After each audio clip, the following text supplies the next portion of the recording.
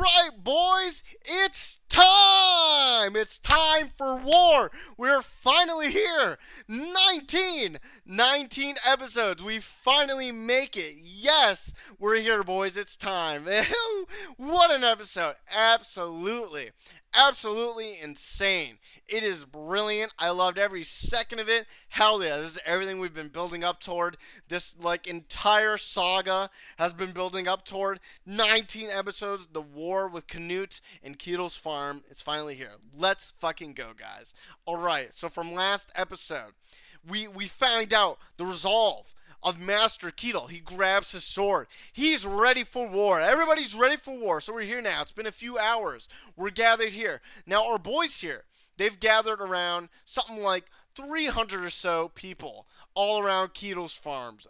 This entire village area, whatever island they're at in fucking New Zealand or some shit or Norway, and they're ready for war. And this is crazy because Master Ketel knows that he is not prepared for this. Well, he doesn't care because he's under so much pressure that he's just gonna go for it. He doesn't care anymore. He doesn't care about the lies and the phonenisms of him being Iron Fist Ketel. He's just gonna do it. He's gonna prove himself in this war with all these people here, and he's gonna fight Canute, fight him back. So Snake is just, everybody's gathered up now. They gathered up. They still haven't really told everyone what's going on. And this is explicitly told that even though this is what Thorgal did. Now, if you remember, Thorgal is a maniac, obviously. Despite him being an absolute maniac psychopath, he's actually pretty smart. He's very accustomed to warfare. Thorgal used his smarts about warfare to gather these people. They didn't tell them what the enemy was, because obviously if they told all these people that it was the king they were fighting, some of them wouldn't have this high morale that everyone has right now. And that was an extremely smart idea, because we need all of our people here to be so amped that they think they're invincible. It doesn't matter who they're fighting, right? And that just helps in any engagements, a battle, anywhere, right? You want your troops to have high morale. So this is it was an extremely important piece that Thorgal needed to create for his plan later on in the episode. Now, Snake is just discussing here, all right, what do we have? We have all these people here. It's incredibly smart what Thorgal did. We're going to get ready, though it doesn't matter, because all these people, they're probably going to die anyway. Now, Snake and Fox, they know what's coming for them. They've been told by Ketel, oh, the king's after this. These people, they're shit. They've never fought in their entire lives. We're probably all going to die.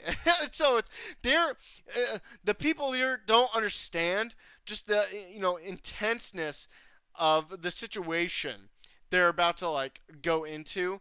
But Snake, regardless of this fact, is going to be all in. Doesn't matter to him. He's going to do his job. So they Thorgal and everybody, they have Ketel, they have their big speech hyping everybody up, and they're going to war. It's coming very soon. Now, Thorfinn was seeing this the entire time. Snake actually saw him. He's like, oh shit, he's there. So here we go. Thorfinn and Einar in their group with Leif, and we actually get some more scenes with Leif here, and finally, actually, because we didn't get it last episode, we get that cathartic moment between Thorfinn and Leif, and how they finally found each other again after so long, and it's actually very heartwarming, all those scenes of dialogue. Now, they're just talking about, alright, we need to fucking escape. We can't be here for this war. We don't want to fight it. We're basically all pacifists. We don't want to die. We don't want Arnhys to die. So we're gonna figure out a plan during this whole escapade to just get out of here. And that's what they're all basically talking about here. Right? Podar is also here. Even though Podar's here in the discussion, actually, he's going to be used as a sort of decoy for Thorfinn and our boys to just run away. He's actually going to... He's loyal to Ketel, despite being a former slave. This is his home. And he is going to stay here and protect his home. So, good thing, characterization from Potar, even though it's not important, he still believes in what he believes. He has things to protect as well. And obviously all these other people here in the village do, and which is why they're helping out in this war. The master also promised them bounds of booty, right, and treasure if they, succeed and, survive. So there's incentive for them to fight. like huge amounts of incentive, especially if they win, which is why so many people are participating, around 300 people, which they sorely need. They sorely need these numbers in order to fight the king. All right, so that's what's going on here. They're extremely worried about Arnhis. She's not doing well. She's very much on the brink of death. She started coughing up blood, and they're extremely worried about their baby, which they should be, because obviously a woman coughing up blood pregnant is not a good thing. Is her baby alive? We will find out soon. Let me just blue ball that until like the last moment. Okay. So it's everyone's very sad. They're just trying to really come up with a plan to get the fuck out of here. Everyone's worried about Arnhis. She's not doing well. She probably won't survive the journey. They're all speculating, which is a good assumption because she's, coughing up blood constantly. She's having trouble breathing. Lots of her bones are like beaten and fractured and broken. I also believe, if like so, you guys can like summarize. Like, let's be real here. The baby's not living. Okay, I'll just spoil it anyway. but like honestly though, like her ribs got like battered and broken. Her baby can't survive that. The fetus can't, there's no way, especially if she's like coughing up blood like numerous times, having trouble breathing, and she can't eat. The baby will not survive this, and if it did survive, it would come out horribly disfigured probably. All right, so there, it's not surviving. There you go. Okay, we're past that. It doesn't matter. Anyway, our friends are discussing their plans. Lee's friends like, all right, what the fuck do we do? We cut back. It's the morning now. It's the day after. Everyone is just preparing. They spot Canute and his boys. Canute is bringing 4 ships here, 2 warships, 2 other ships with their more warriors inside, and the war's about to start. Which is incredible. So they're all gathering here on the beach, which is an incredibly stupid plan. Instead of what they should have done was create an actual defensive position. Since they didn't have enough men here with enough archers, just like sort of haphazardly, their battle tactics are like severely lacking. Essentially, now this is again, none of these people are like these. They're just like normal farmers. They've never like fought in their lives. Though Thorgal and Snake should have used their expertise in warfare to create an actual like defensive position, like the one with the guard tower. They should have made that like their last stand, like an actual place where they can hold off the enemy in like some sort of narrow corridor where they can pick them off with archers, right? That's a much better plan than what they're doing here. However, the hubris of Ketel is actually preventing his officers essentially to really give them a real foothold in this fight, as we will soon see, which is kind of crazy. But not that Thorgal is one of Ketel's officers, obviously his son. He has an entirely different plan by himself anyway, so it doesn't matter what Ketel's doing. He doesn't care. So what happens here, they all start firing on Canute and his ships, right? And they're all missing. They're just too far away, they suck at archery. But however, Canute's men do not suck at archery, and they're going to absolutely devastate them immediately. Obviously we know that Canute brought the Jones Vikings with them. Then they brought about 100 set of elite warriors plus all the thanes, basically like the elite bodyguards of Canute with them as well. And they're here to just absolutely decimate these guys. And that's exactly what they do. Immediately they start firing back at them and they kill a bunch of them. I believe this is Badger. Badger's like, okay, everybody, fucking run. We're all dying. Doesn't matter. How are they reaching him in the first place? It's sort of like known that they have the wind on their side, Canute's forces, so it's making their arrows go farther, which is crazy. So here's what they do. They land, obviously, and they're just going to, set up a base. Basically, they're going to kill everyone in the immediate area. We're going to line up, and we're just going to wait. So, even though, Canute is here to, kill him, he's still, we know that Canute is, merciful to a certain respect. He created this entire situation, and he knows this. And he needs this land to, get more money. We know his plan is to get more money to make sure all the kingdom and the kingdom back in England and Mercia stays afloat. He needs more resources. This is the first stop on his grand scheme to like be in power forever, right, and create an entirely new kingdom that will forego war and violence. And we know this, like Canute's getting his hands bloody for this very purpose, becoming the thing he hates in order to create the thing he wants, right? All that like jazz, right? All that philosophy. So we know he's merciless, but however he's still here. Like, okay, if they give up, it doesn't matter. I don't have to kill them because they give up. All right, they'll be loyal. It doesn't matter. He doesn't want to kill them. He just wants the land. So it doesn't matter. He's still gonna set up base here anyway. So he sends one of his like messengers out. He's like, all right, if you don't surrender, you'll be outlawed here for 10 years, this day forward. Just surrender now. We're going to take your land anyway. The lives of your family and everyone here will be spared. No one need die. Just please hand over the land without a fight, and that's it. Canute is a man of his word, right? Canute would not go back on his promise like this. However, it doesn't matter. Ketel is too proud right now in his like pseudo manic state of seeing all this like stress happening with Canute and Arnhes, and he's like, no, he doesn't care, and he's like, all right, rebellion, outlawry, fuck this guy, I don't care, everybody get ready, we're gonna attack immediately. Thorgal, his son, he's just like laughing at his dad, like, oh, this is like, because he knows this is an extremely bad idea, having our 300 men face them out in the open, Canute's forces, where they're just like super elites of the elites and have had like countless numerous battles. It's not going to go well. Thorgal knows this, so he has a different plan in mind. So he's just like laughing, having a big party. Doesn't matter. He's going to go like do his own thing at this point. And this is where Ketel's like trying to rally his own troops to that extent. Snake by himself with Fox, they go out and they're just like scouting the goods. They're looking at everything. They're like, oh wow. So they brought about 100 Jones Vikings with them. This is an extremely bad situation. We know this. Are they weaker? It doesn't really matter. We probably can't get close to them anyway.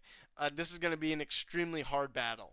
So he goes back. Snake is like suiting up, and we actually get some like backstory from Snake in this scene here, where he talks about he actually knows Iron Fist Ketel, the real Iron Fist Ketel. We have no idea into this day, even in the manga. We have no idea who this man is. It doesn't really matter. He's just this like mysterious, legendary figure that goes around and like was an amazing warrior for his time, right? Snake actually trained with him. He was like a soldier in one of his armies, and he knows him personally.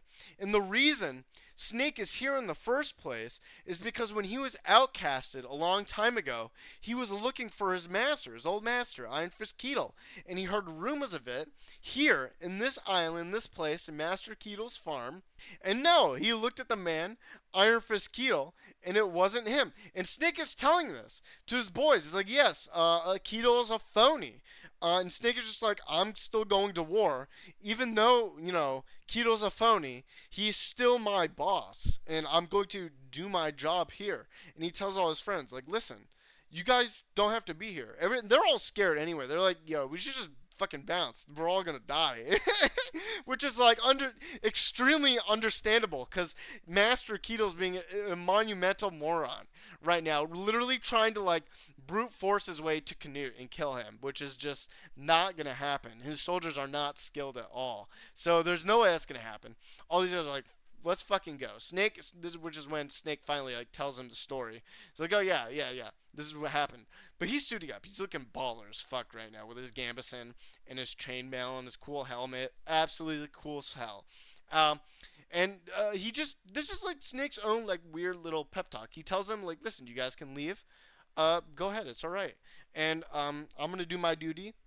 All his friends there, though, his compatriots, they've been with Snake for a long time. They're all basically comrades in arms at this point. We don't get a lot of like characterization from Snake's like actual comrades, other than Fox and maybe a little bit about Badger. But through this like understanding, they know that yes, they're also not gonna back down. They're gonna follow their leader into the the jaws of death, and they're gonna fight, which is extremely cool about them. They're like, all right, we've been, there's this whole thing about like they haven't even really been doing their jobs the years they've been here, because there's been like no problems other than the problem they're having now. So they've just been eating his food for free, basically, just lazing around, doing whatever they want. Maybe not harassing, the farmers, but being lazy and not really like earning their weight in gold, right? This is when they're like, all right, we're real scum if we don't do our job now, so let's go fight. Absolutely brilliant. This is where Ketel comes out. All his men are out. They draw up their battle plan. I'm sorry. They don't draw out their battle plan. Ketel doesn't have a battle plan. This is Thorgal and Einar. This is where Thorgal goes to like do his own like separate mission. He's gonna let his father and all those people be a fucking decoy. What? Remember, he is a menace. All right, he's a psychopath. He'll let his own dad be a fucking decoy for him to take out the king. He's talking with Omar, and he's like, "All right, listen, brother, this is what we're gonna do. The king has most of his forces stationed out in order to protect himself from our dad, right? So this is what we're gonna do. We're gonna swim all the way out and flank him from behind and just fucking take his head off. And we get like we get like the most maximum amount of like character development we'll ever get out of Omar here, where he finally like figures out that he really can't do this anymore. He's like following his brother passively, very passively. After he like killed that man, he hasn't even spoken much. Still, after that, he doesn't really know like what's going on and why this situation's happening. But Thorgal's just like trying to take him under his wing. He's like, okay, we're gonna swim to this place, and we're gonna go do that. And then we're going to take out the king. He's an absolute maniac. Now we cut back again. The battle finally starts, and it's just absolute carnage. Snake is like, all right, army's ready. Make the call. We'll go out and push all in there. And they just go at it. They throw their arrows at them. They charge in front of them. Doesn't matter. Their forces are just far too weak for Canute to be scared of. All these Dromes Vikings are, again, they're just super elites, and they just absolutely like deck out everybody. Also, again, Patar's there. We get a little scene of him. Is Patar dead after this? I'm actually not sure. I don't believe I saw him die at the end of this episode, so he might be alive. Who knows? We'll figure that out next episode. I don't exactly remember that part. Patar is not particularly important, but it's nice that he's just there to fight for his home. Now when like Einar and Thorfinn are here with Leif and Arnhys, and they're like, all right, let's keep this steady. We're going to go slow as possible. We don't want to accidentally injure Arnhys at all.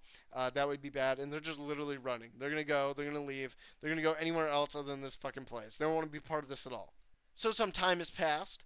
Arnhys is having a weird fever dream, much like her husband did, Gardar, back in the past. She's having like weird hallucinations in her delirious state, dreaming about her dead child, dreaming about Gardar, and what's happening. And it's like she's feeling stuff in her subconscious that she's ready to die, but not right now. She has things she needs to do right now. And she has people she needs to talk to, namely Einar and Thorfinn. So she's gonna end up waking up from her like, and the piano goes hard in this scene here as well, in prior scenes as well. Fucking, it's always the piano. The piano just so magical for this show. I can't stop thinking about it when the piano turns on. It's crazy. But she wakes up. And we finally get some more dialogue from her. Just a little bit. It's like, oh, what happened? But it doesn't matter because we cut back again. Everybody's dying. Floki here is just, they're having no trouble just massacring these people at all. Again, it's just so easy for them.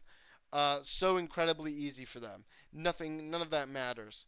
So as they're just like destroying Ketel's forces, Canute puts his helmet on. He's like, okay, move our men up. We're going to end this quickly and swiftly. They can't really do anything else to us. And everyone just keeps getting massacred. And Ketel has no idea what he's doing. He's flabbergasted. He's a buffoon for thinking he could pick a fight with these guys, like, head on. Absolutely stupid. This is his mistake. He will reap the consequences of this mistake. But that's okay. So we get to see Omar. He's like, he tried to go out and swim. And this is where we find out that like, he accepts the fact that he'll never be like his brother. He'll never be a real warrior. He can't do it. He's not strong enough to do these sorts of things, and he just has to accept it. And it's very sad for him. But luckily for Thorgal, he's here right now, right about to take the king's neck. And that's it. That's the episode. Thorgal is in prime position to kill Canute. Will he do it? Absolutely not. You thought he could do it? Oh no, just spoil it. Absolutely not. Dorgal is a menace, all right, but some other things happen before he could actually take out Canute. Crazy things. Okay, but this was a pretty baller episode. It's fine. It took 19 episodes for the final fight of this season. And it's incredible. We just see the absolute massacre that Canute lays on these guys, and how they're basically like insects to him. We see the absolute buffoonery of Master Keatle, and that he's like not prepared for this at all. Thorgal goes out with his own plans, ready to just kill Canute because he doesn't care that he was sustained once. He's like, yeah, battle, I'll do that. Thorfinn and Einar, they're leaving. They're gonna get out of here. They don't want to be part of this mess. Just the whole, there's still more to come, folks. Still more to come. This is a great episode. Loved it a lot. Lots of great action scenes. The music production in this episode's great as well, just like all the rest. Animation in this episode way more dynamic than most of the Well, there was a lot more fighting, so obviously they had to do that. So I think Mappa did a great job with this episode. I really liked it. And yeah, guys, I think that's it. Done rambling. See you guys next time. Hope you guys have a nice night. See ya.